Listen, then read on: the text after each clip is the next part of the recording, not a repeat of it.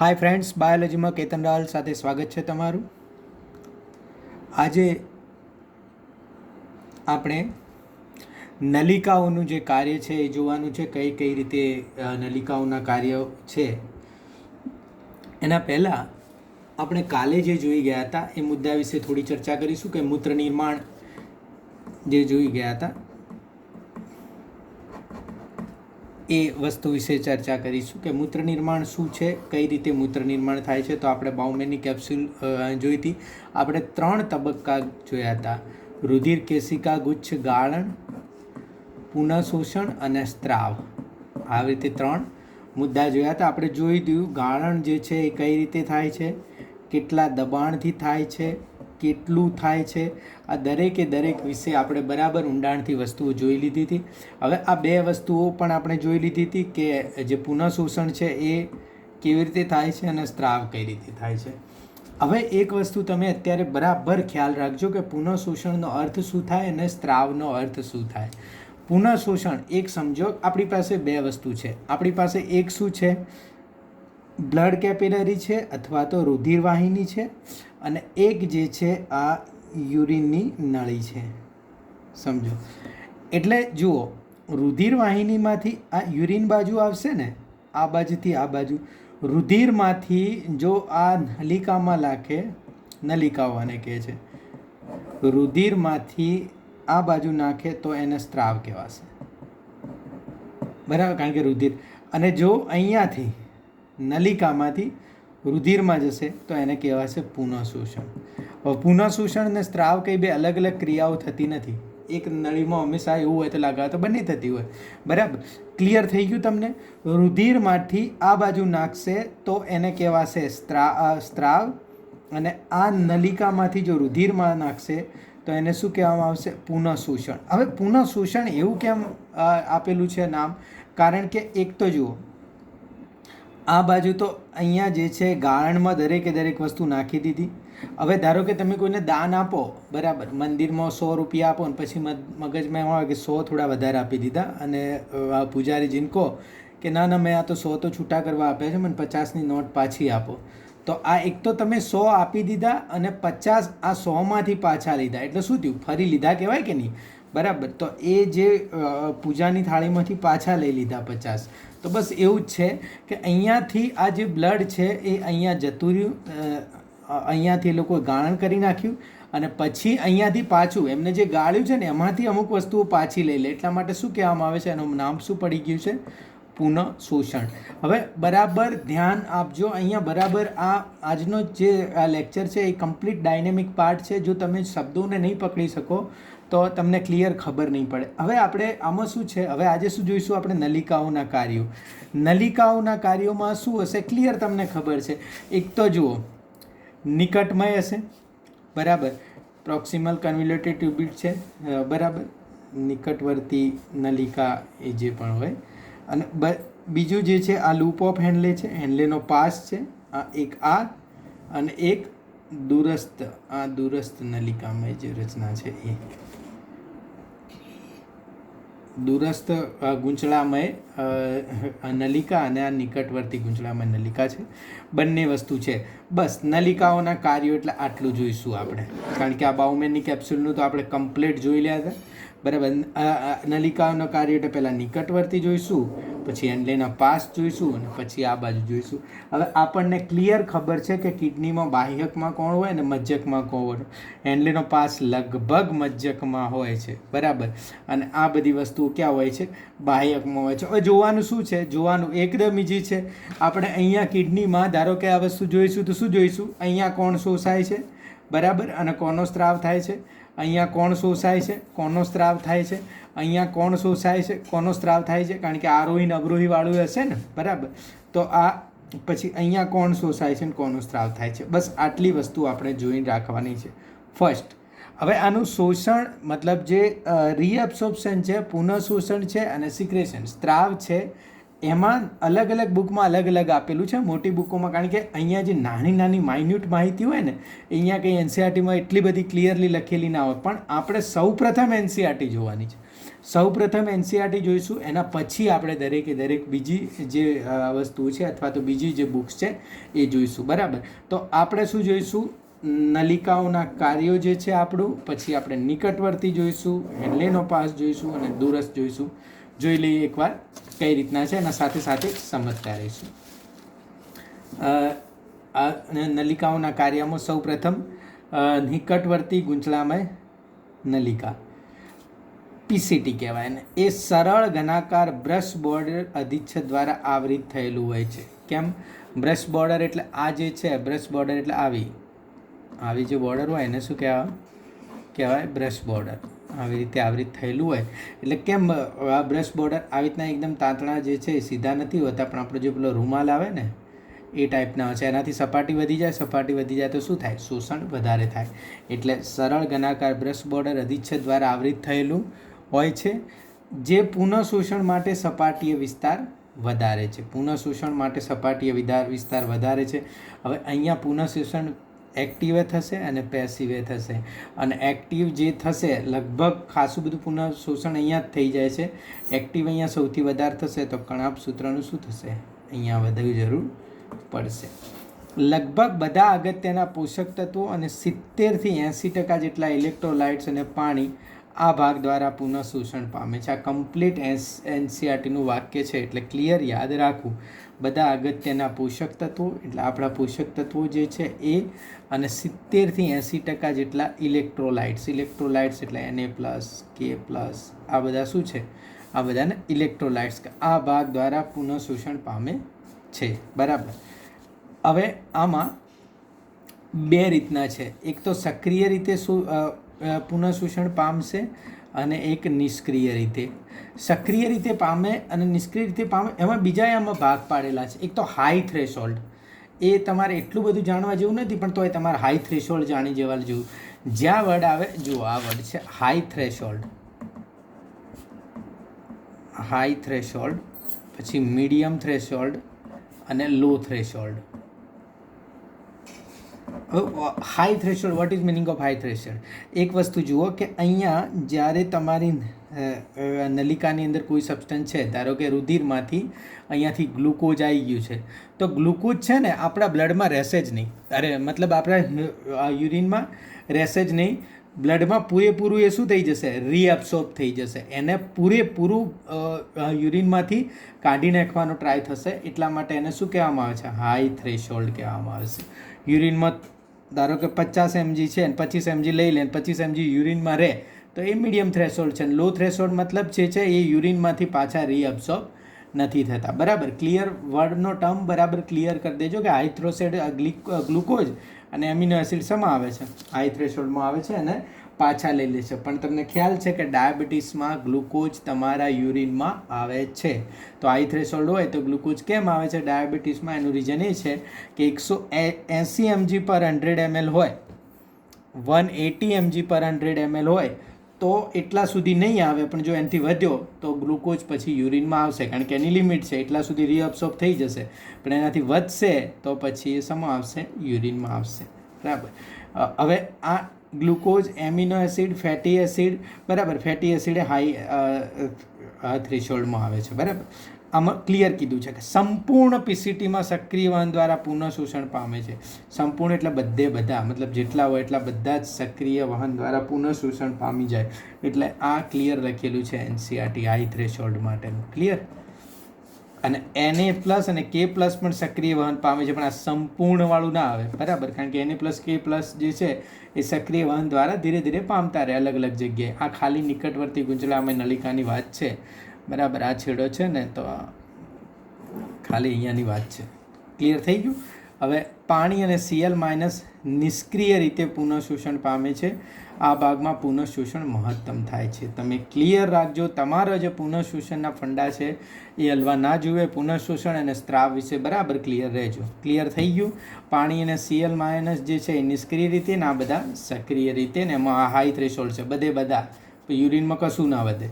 બરાબર, હવે હેનલેનો પાસ થોડો ઇમ્પોર્ટન્ટ છે, કારણ કે એમાં થોડી માથાકૂટ છે. જોઈએ, આ ખંડમાં પુનઃશોષણ ન્યૂનતમ થાય છે. પુનઃશોષણ શું થાય? ન્યૂનતમ, ઓછામાં ઓછું પુનઃશોષણ અહીંયા થાય. આ ભાગ મજ્જકના આંતરાલીય પ્રવાહીની ઊંચી આશ્રુતિ સાંદ્રતાના નિયમનમાં મહત્વની ભૂમિકા ભજવે છે. હવે આ બરાબર યાદ રાખજો. મજ્જકના આંતરાલીય પ્રવાહીની ઊંચી આશ્રુતિ સાંદ્રતાના નિયમનમાં મહત્વની ભૂમિકા ભજવે છે. એટલે આશ્રુતિ સાંદ્રતા એટલે સમજો કે આ મારી પાસે પાણી છે અને પાણીમાં મેં નાખ્યું છે મીઠું, બરાબર, સોલ્ટ ઓગળેલું છે. બાજુમાં મારી પાસે પાણી છે, આની અંદર મેં 100 mg મીઠું નાખ્યું છે. બાજુમાં પાણી છે એ શું છે, આ 25 mg મીઠું નાખ્યું છે. આ પાણી વધારે સાંદ્ર હશે, 100 mg વાળું. બસ સેમ ટુ સેમ મજ્જકની અંદર જે હોય એ 100 mg વાળું છે ને બહાર 25 mg વાળું છે, સમજો. તો હકીકતમાં શું થવું જોઈએ, આપણા પ્રસરણના રૂલ મુજબ બંને જે છે એ આ 100 mg છે, આ 25 mg છે, તો બંને 125 mg થઈ જાય તો શું થાય, એ લગભગ 62.5 થઈ જવું જોઈએ, પણ એવું થતું નથી. પહેલા પ્રશ્ન આ જે વાક્ય કહેવા માગે છે સમજજો. શું કહે છે કે મજ્જકની અંદર જે છે સાંદ્રતા વધારે હોય છે, મતલબ આ જે છે તો અહીંયા સુધી જે છે એ સાંદ્રતા ઓછી હોય છે અને અહીંયા એનલેના પાસમાં સાંદ્રતા વધારે હોય છે. તો આ લોકો શું કહે છે કે એનલેના પ્રાસ જે છે એ આ સાંદ્રતા જે છે મજ્જકમાં જાળવી રાખવામાં મદદ કરે છે. બરાબર, કઈ રીતે કરે છે આપણે ક્લિયર જોઈશું, પણ અત્યારે સમજી લો કે વાક્ય શું કહેવા માગે છે. આ ભાગ મજ્જકના આ કિડની, આ બાહ્યક, આ મજ્જકમાં અંદર આ જશે એટલે આ મજ્જકના આંતરાલીય પ્રવાહીની ઊંચી આશ્રુતિ સાંદ્રતાના નિયમનમાં મહત્વની ભૂમિકા ભજવે છે. ક્લિયર થઈ ગયું. હવે એનલેના પાસના બે ભાગ છે, એક અવરોહી નીચે જાય ડિસેન્ડિંગ, આરોહી એસેન્ડિંગ. બરાબર, આ નીચે જાય છે એ અવરોહી છે, ઉપર જાય છે એ આરોહી છે. હવે જોઈએ અવરોહી અને આરોહી કઈ રીતે લાગેલા છે. હવે જુઓ એનલેના પાસની આ જે અવરોહી ભુજા છે એ જુઓ. એનલેના પાસની અવરોહી ભુજા પાણી માટે પ્રવેશશીલ છે, પરંતુ ઇલેક્ટ્રોલાઇટ્સ માટે લગભગ અપ્રવેશશીલ હોય છે. ક્લિયર થઈ ગયું. એનલેના પાસની જે અવરોહી ભુજા છે એ પાણી માટે પ્રવેશશીલ હોય પણ ઇલેક્ટ્રોલાઇટ્સ માટે અપ્રવેશશીલ. હવે સમજો, આમાં ઘણીવાર ભૂલ થઈ જાય. પ્રવેશશીલ એટલે એવું નથી કે બ્લડમાંથી પાણી આ બાજુ આવશે. આ શું છે, નલિકા, એક નલિકા છે અને એક આ રુધિરવાહિની છે. પ્રવેશશીલ છે મતલબ આ બાજુ જઈ શકે ને આ બાજુ જઈ શકે, પણ પ્રવેશશીલ છે એનો મતલબ એવો નથી કે રુધિરમાંથી પાણી આવશે. પાણી આનાથી નીકળી જશે. કેમ? કારણ કે રુધિર કરતે અહીંયા જે છે એ સાંદ્રતા વધારે છે. જેમ જેમ જેમ નીકળશે એમ શું થતું જશે, આ સાંદ્ર થતું જશે. જુઓ, આમાંથી પાણી નીકળશે પણ Na+ કે K+ નીકળશે નહીં. ક્લિયર થયું? પાણી નીકળશે પણ Na+ કે K+ અહીંયાથી નીકળશે નહીં. એટલે શું થશે, એટલે આમાં એવું થશે કે અહીંયાથી પાણી નીકળતું જશે, જેમ જેમ નીચે જશે એમ પાણી નીકળતું જશે, નીચે જશે એમ શું થઈ જશે, કોન્સન્ટ્રેટ થતું જશે. બરાબર, જુઓ પ્રવેશશીલ છે એટલે આ બાજુ ઘણીવાર એવું થાય પ્રવેશશીલ છે એટલે આપણને એમ થઈ જાય પ્રવેશ છે, એવું નહીં. પ્રવેશશીલ છે એટલે આગું પાછું જઈ શકે છે. જશે કઈ રીતના, આ બાજુથી રુધિર બાજુ જશે. ઇલેક્ટ્રોન લગભગ ઇલેક્ટ્રોલાઇટ્સ માટે અપ્રવેશશીલ, Na+ K+ આમાં આગા પાછા નહીં થઈ શકે, એટલા ને એટલા રહેશે. આ નીચેની તરફ જતા ગાળણને સાંદ્ર બનાવે છે. કઈ રીતે સાંદ્ર બનાવે છે સમજો કે આમાં 100 ml પાણી છે અને 50 mg Na+ ને K+ ને એ બધા છે. તો હવે શું થશે, નીચે જતે પાણી તો આ બાજુ જતું રહે છે, 50 ml પાણી રહેશે ને 50 mg Na+ ને K+ રહેશે, કારણ કે એ હલશે નહીં. એટલે શું થઈ ગયું, આ સાંદ્ર થઈ ગયું કે નહીં, આના કરતાં શું થયું, સાંદ્ર બનાવે છે. ડન. હવે આ આરોહી ભુજા ડિસેન્ડિંગ લિમ્બ, આ ડિસેન્ડિંગ લિમ્બ, આરોહી ભુજા એસેન્ડિંગ લિમ્બ, આવી રીતે ઉપર જશે એટલે આ શું થઈ ગઈ, એસેન્ડિંગ લિમ્બ. આરોહી ભુજા પાણી માટે અપ્રવેશશીલ હોય છે. ક્લિયર? પરંતુ ઇલેક્ટ્રોલાઇટ્સનું વહન સક્રિય અથવા નિષ્ક્રિય રીતે કરે છે. આરોહી ભુજા જે છે એ પાણી માટે અપ્રવેશશીલ હોય પરંતુ ઇલેક્ટ્રોલાઇટ્સનું વહન જે છે સક્રિય અથવા નિષ્ક્રિય રીતે કરે છે. બરાબર. હવે શું થઈ ગયું જુઓ, ઉપર આ જશે ને એટલે હવે પાણી ધારો કે અહીંયા 50 ml વધ્યું તો 50 ને 50 ml વધશે, પણ આ 50 mgથી ઓછા થશે. એ બધા પુનઃશોષણ પામશે, આ બાદ જતા રહેશે આમાંથી. એટલે શું થઈ ગયું, હવે ધીરે ધીરે ઇલેક્ટ્રોન સક્રિય અથવા નિષ્ક્રિય કરે. જેમ જેમ સાંદ્ર ગાળણ ઉપરની તરફ જાય છે તેમ તેમ ઇલેક્ટ્રોલાઇટ્સનું મજ્જક પ્રવાહી જલમાં જવાથી ગાળણ મંદ થતું જાય છે. બરાબર. આ નલિકા અને રુધિરવાહિની એના વચ્ચે જે ભાગ છે એને કહેવાય છે મજ્જક પ્રવાહી જલ.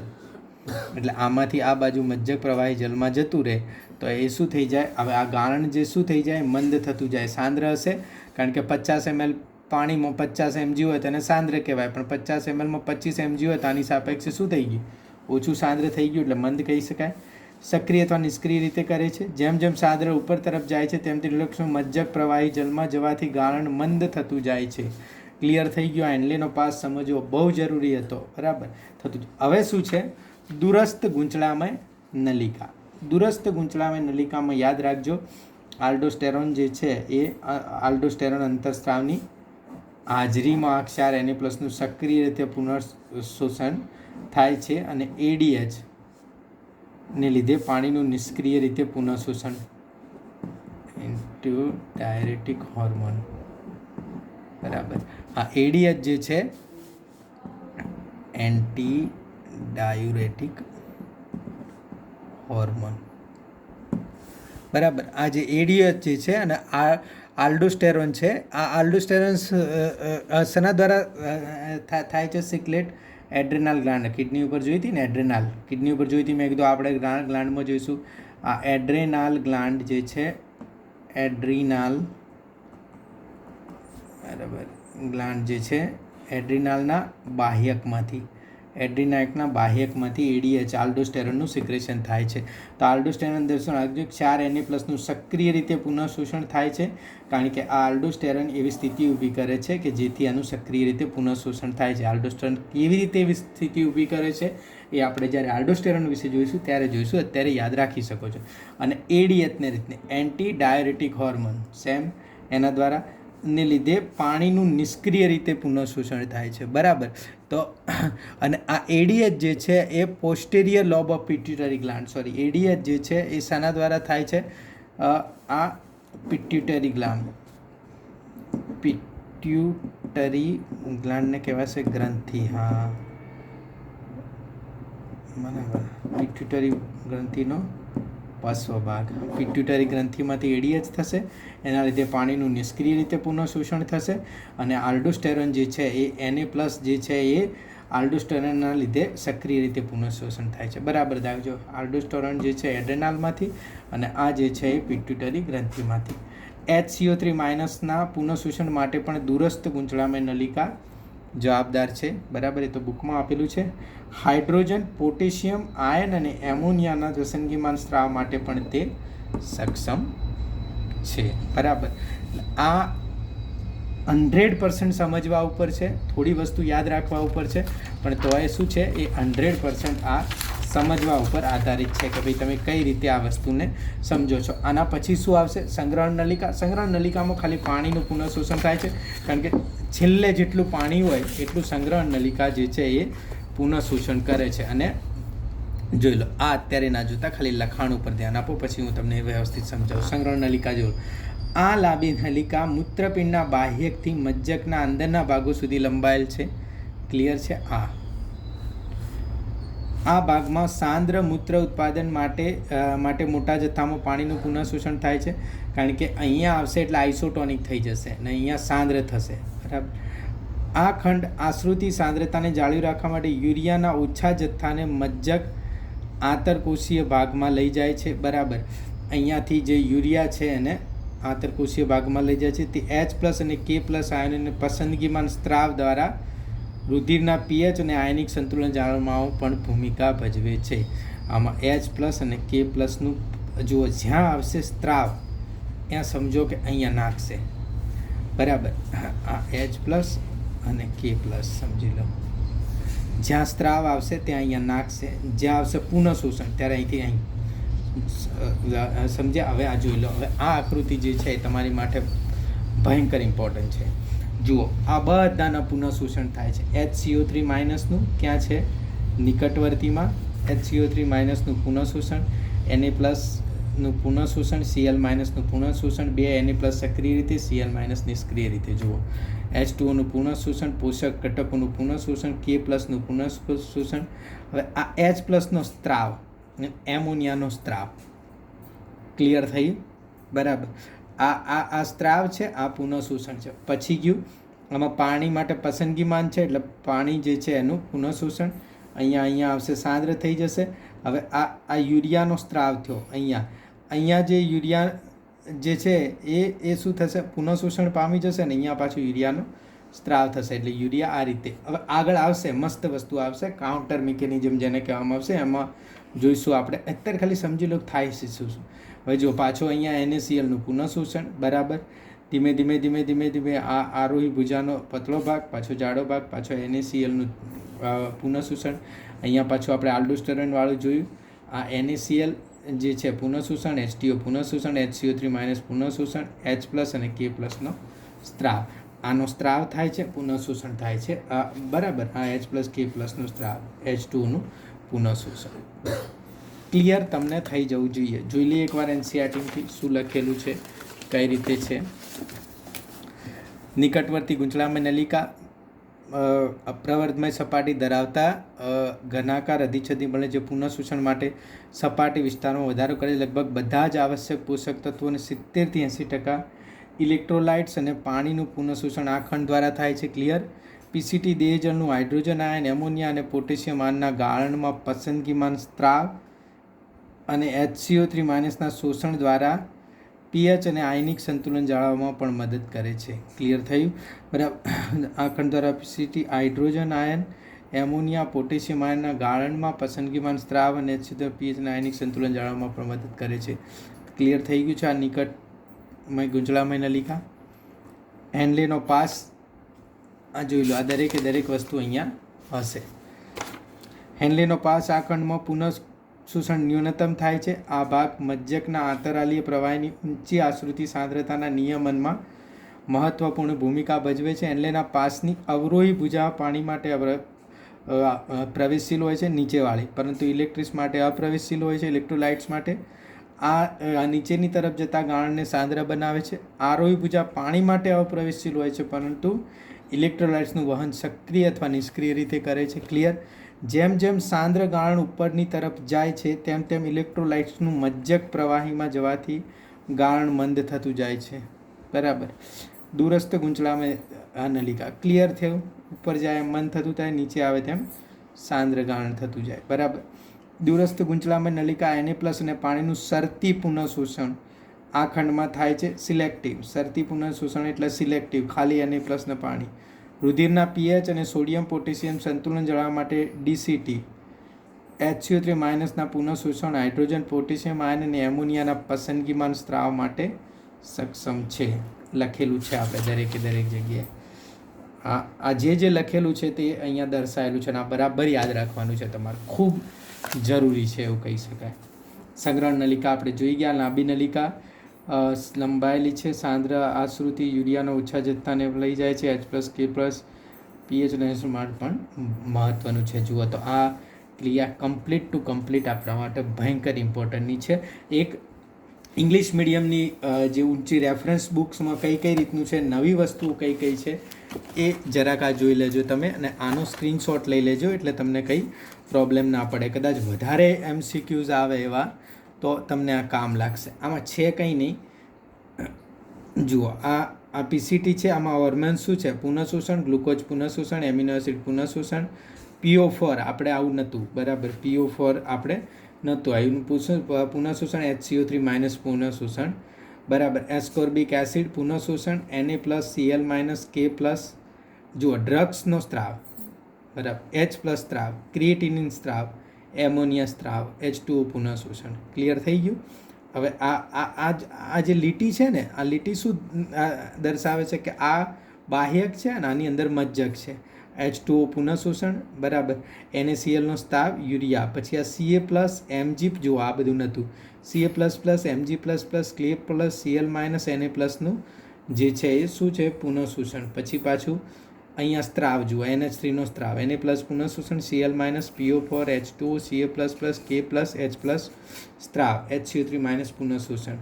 પછી આમાં કેટલું બધું પુનઃશોષણ થાય છે? Na+, Cl- K+, H2Oનું પુનઃશોષણ, H+નો સ્ત્રાવ, HCO3- કલેક્ટિંગ ડક્ટમાં આ H2 સાથે આ બધાનું પુનઃશોષણ થાય છે. યુરિયાનું HCO3 માઇનસ અહીંયા યુરિયાનો સ્ત્રાવ થાય છે જે છે એ આગળ. એટલે આ લ્યુકોપેન આ મહત્ત્વની આકૃતિ એટલા માટે છે કે આ ઇંગ્લિશ બુકમાંથી છે, બરાબર. આ થ્રેશોલ્ડ લિમિટ આપણે જોઈ લીધી છે 180 mg/100 ml blood threshold substance, renal threshold, બરાબર.